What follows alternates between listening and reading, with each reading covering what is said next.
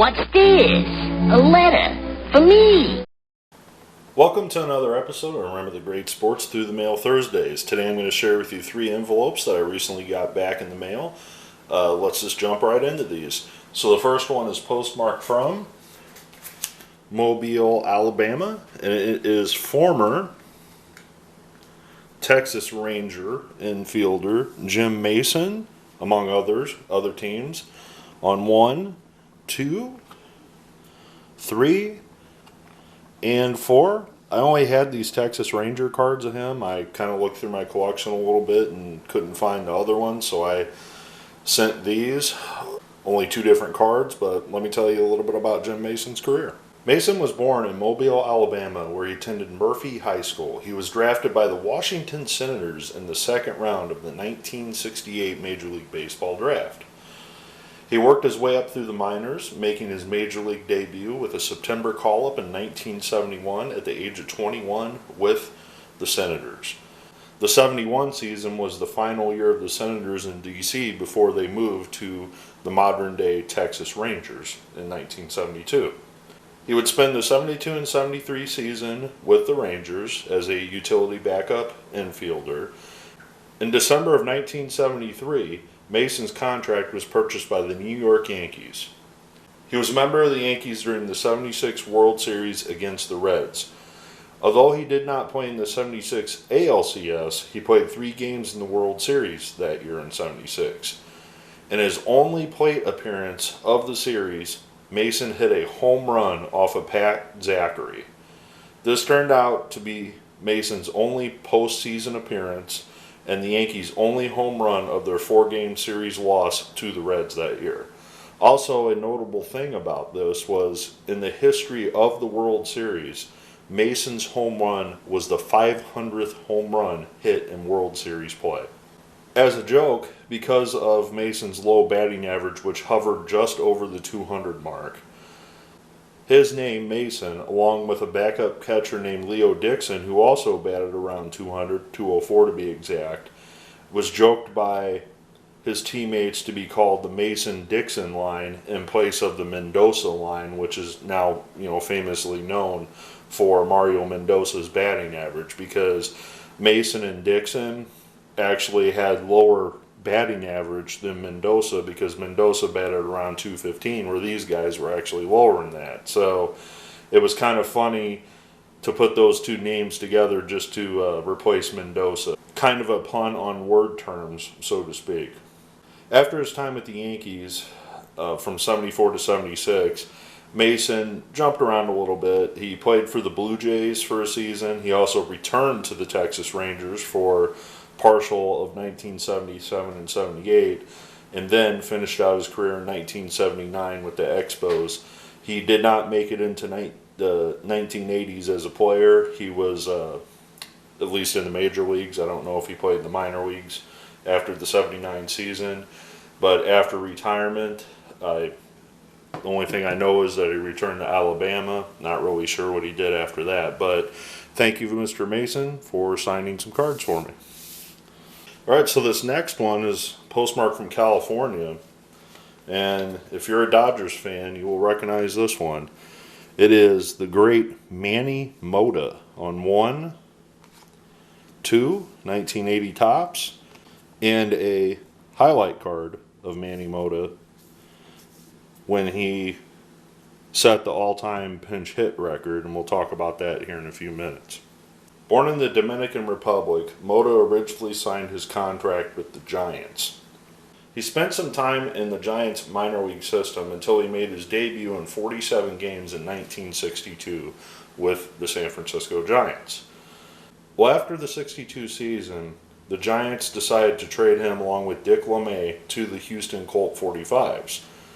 He, however, would not make an appearance with the Colt 45s, as the Colt 45s would trade him later in 1963 in the spring to the Pittsburgh Pirates. Mota would make the Pirates in 1963, appearing in 59 games for them as a backup outfielder and pinch hitter. Going into the 1964 season, Mota, however, would appear in 115 games for the Pirates and would become a pretty regular outfielder for them from 1964 through 1968. Well, after the 68 season, the Pirates decided not to protect Mota from the expansion draft, and he would again find himself being employed by an expansion team, the Montreal Expos. Well, this was a very short-lived time. Mota did play in some games for the Expos in the 1969 season, but on June 11th, 1969, he was traded to the Los Angeles Dodgers for Ron Fairley, who would become known as a great Expos player for many years. Well, from 1969 all the way, in part, till 1982, Mota would play for the Dodgers, primarily as a pinch hit backup outfielder role. With a few exceptions, in 1970 he appeared in 124 games and 118 in 1972. Despite appearing in over 100 games those seasons, he actually made an all-star team in 1973 for the first time at the age of 35. Mota was known as a pinch hitting specialist off the bench for the Dodgers. When he retired, he had the career record for most pinch hits for anyone in the history of the game. That record has been broken twice, actually, since, by Mark Sweeney and Lenny Harris. In total, Mota played in his final game in 1982 at the age of 44 years old. At this point in his career, he was more considered a player coach because the previous couple seasons he got a coaching gig with the Dodgers organization, a position that he has held for many years. And when he retired, his lifetime batting average was .304.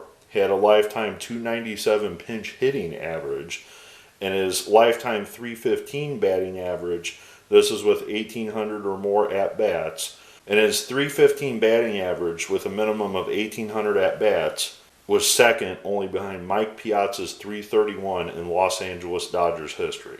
As I mentioned, Mota served as a player coach for the Dodgers during his final years. Mota coached in the '88 World Series with the Dodgers. This was the 5th time as a Dodger he appeared in a World Series.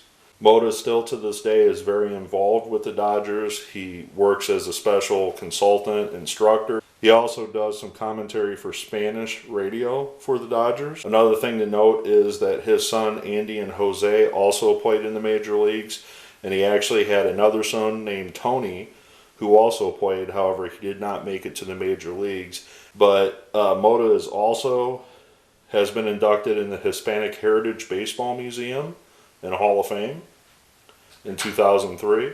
So Mota is one of these people that he found his home in Los Angeles, and he has been Dodger Blue ever since. I can't remember if I sent these care of Dodger Stadium or I sent them care of his home. I'm pretty sure that he signs either way you go with that, so you're safe either way. I don't know with protocols and all that going on right now if fan mail was delivered to Dodger Stadium though, so you might want to consider mailing it directly to his home. But very happy to add Manny Mota to my collection, as I have never gotten him before. So we'll move on to the next one. Alright, this final one is postmarked from Texas, and it is former Expo / Baltimore Oriole / Los Angeles Dodger and all-time Oriole card, Don Stanhouse. Don Stanhouse, a DeQuoin, Illinois native, was drafted in the first round by the Oakland A's out of DeQuoin High School in 1969. He would pitch 3 seasons with the Oakland A's organization before he was traded to the Texas Rangers organization, where he spent 1 partial season as a Rangers pitcher in their AAA affiliate before being called up to the majors in 1972 by the Texas Rangers. Well, as many of you know, Jim Mason, who we mentioned, so these two would have been teammates, Mason and him.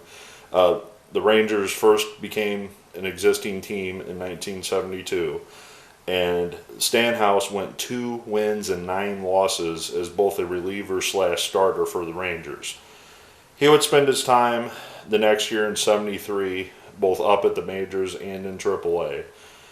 And the same in 1974, where he would spend part of the season in AAA and the majors for the Rangers again.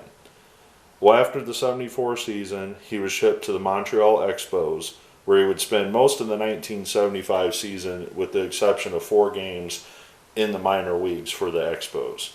Well, in 76, the Astros gave him a shot, and he started 26 games of the 34 he appeared in that year, and posted a 9-12 record with a 3.77 ERA for the Expos. 1977 was a 500 year for Stanhouse as a starter. He had 10 wins and 10 losses and started 16 games that year for the Expos, but primarily was used out of the bullpen that year. Well, after the 77 season, he would be traded by the Expos along with Gary Renicky, who I featured in a video before, to the Baltimore Orioles for Rudy May and Bryn Smith and a minor leaguer. He would come to Baltimore and reinvent himself as a pitcher, and he would become a fan favorite in Baltimore as well as a teammate favorite amongst his teammates. At this point, he would garner the nickname Stan the Man Unusual, a loose term off of Stan the Man Musial, because of his pregame antics during batting practice and his wacky hairstyle, and you can kind of see the big hair there that he had going on. Stanhouse finished third in the American League in both 1978 and 79 in saves, recording 45 saves over that 2-year span, helping the Orioles capture the American League Championship in 79. He was selected to the American League All-Star team, the one and only time, in 1979. So, how did he get the name Full Pack? Well, although an effective closer, Stanhouse had a reputation of walking batters he was not willing to face. Frequently, his tactics would lead to dangerous situations and close games with multiple base runners, and send the chain-smoking Earl Weaver pacing back and forth in the dugout in agony. This resulted in Weaver nicknaming Stanhouse Full Pack, referring to the number of cigarettes consumed while watching him pitch. Weaver also was quoted at one time saying that Stanhouse was a bleep hole who ruined his health because of all the cigarettes that he smoked. So when I wrote Mr. Stanhouse, I actually put a PS saying, "Can you sign one of the Oriole cards Full Pack?" However, you can see that he didn't. Maybe he didn't catch that part of the note, but I thought that would be a neat little thing if he inscribed one of the cards Full Pack. After the 79 season, he went free agent, and he went and signed with the Dodgers. He struggled quite mightily with the Dodgers, and they actually sent him home during the season in 1980. In 1981, he did not pitch at all for the Dodgers. I don't know if there was a health issue or something along those lines. And after the 81 season, the Dodgers released him from his contract. Well, after that season, he never pitched in the majors again. It says that he became a business consultant after his playing career, and that's pretty much what he did until his retirement from that job, where I believe he may or may not be involved with that still. I'm not sure. So Don Stanhouse adds another one to the Orioles collection. Very happy to add that to the collection. I also want to thank Mr. Manny Mota for signing these cards as well. Mota was a great player for many, many years and still is involved with the Dodgers organization. I also want to thank Mr. Mason for signing these cards as well for me. I'm really appreciative to flip it upside down. We'll at least do that right. I'm really appreciative that all 3 of these men signed for me. I really hope you enjoyed this video. Got one more from my Orioles collection. I look forward to your comments below. Thanks for watching.